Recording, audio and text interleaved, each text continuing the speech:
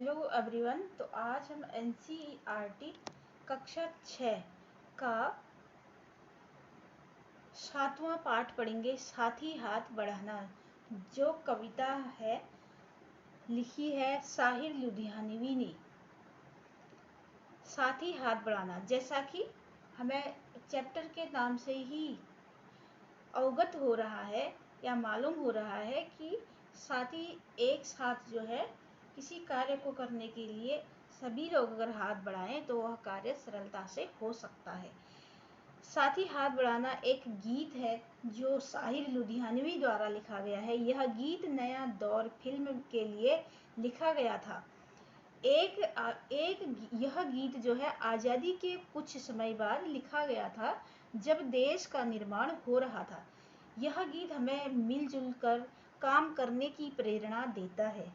कवि ने इस गीत में बताया कि जब जब मनुष्य ने मिलकर कोई काम किए हैं, तब तब जो है उसने हर मुश्किल को आसानी से पार किया है।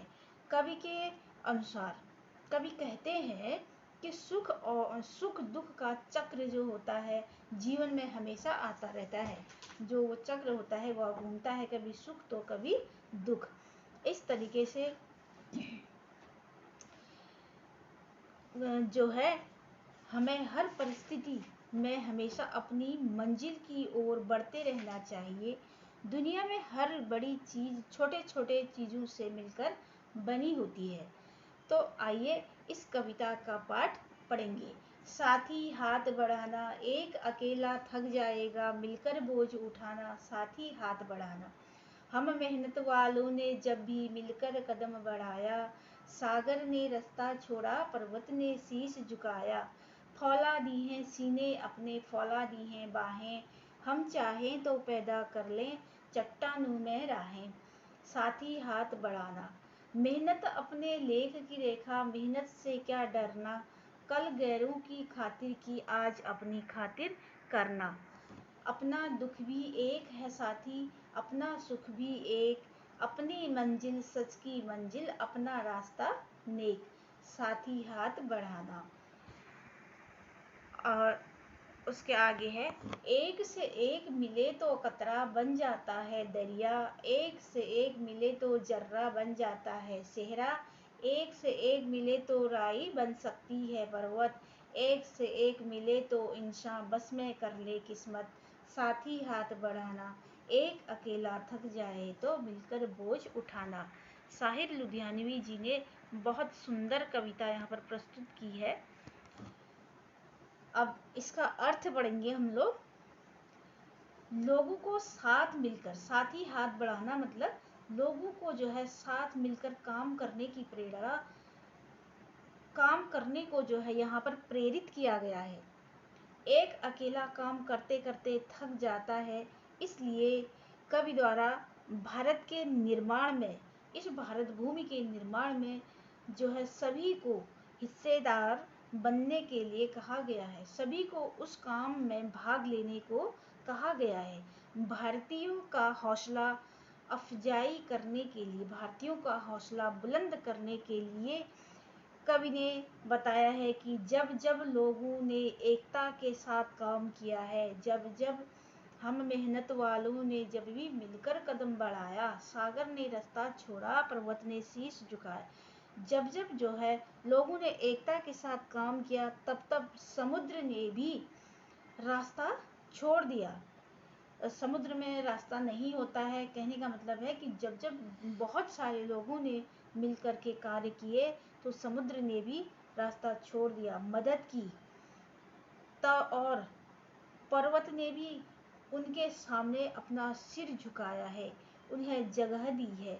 जो बड़े बड़े पर्वत होते हैं उन्होंने भी उनके सामने अपना सर झुकाया, उन्हें जगह दी है। और हमारी बाहें और सीना फौलाद से बने हैं, जिससे हम मुश्किल काम कर सकने की क्षमता रखते हैं। कवि ने याद दिलाते हुए कहा है कि हमने पहले भी गैरों मतलब होता है ब्रिटिश लोग, जो भारत में अपना राज किए हुए थे, गैरों के लिए काम किया है। और आज हमें खुद अपने लिए काम करना है। यानी अपने आज़ाद भारत का निर्माण करना है।